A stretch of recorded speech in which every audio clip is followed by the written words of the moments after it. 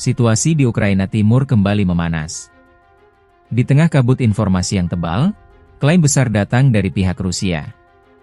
Mereka menyatakan, seluruh wilayah Provinsi Luhansk kini sudah sepenuhnya berada di bawah kendali mereka. Klaim itu diumumkan langsung oleh Leonid Pasechnik, tokoh pro-Moskow yang memimpin pemerintahan di wilayah yang mereka sebut Republik Rakyat Luhansk. Menurut Pasechnik, Luhansk telah dibebaskan 100%, sebuah istilah yang tentu saja diperdebatkan banyak pihak. Luhansk sendiri, wilayah strategi seluas hampir 27.000 km persegi, sudah menjadi pusat pertempuran sejak konflik meletus tahun 2014 lalu.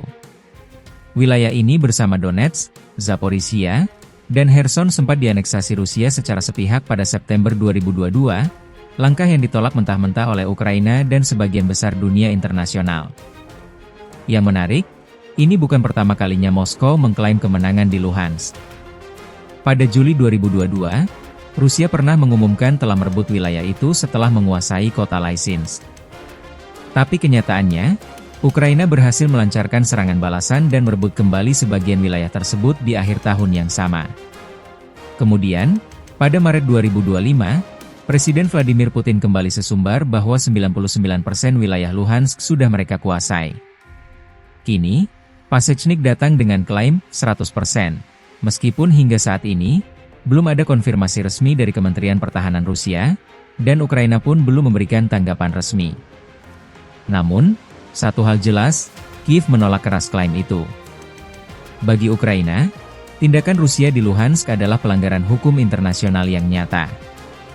Juru bicara Kementerian Luar Negeri Ukraina, Oleg Nikolenko, menyebut setiap upaya Moskow mengubah batas wilayah Ukraina adalah ilegal, tidak sah, dan sama sekali tidak akan diakui.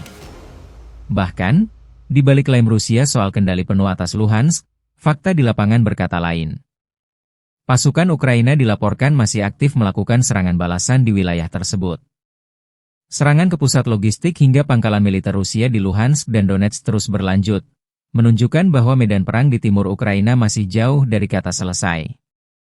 Secara keseluruhan, Rusia kini menguasai hampir 19% wilayah Ukraina yang diakui secara internasional, termasuk sebagian besar Donetsk, Kherson, Zaporizhia, serta beberapa bagian Kharkiv dan Sumy. Kremlin pun terang-terangan mengancam, wilayah-wilayah itu berada di bawah payung nuklir mereka, dan tak akan dikembalikan.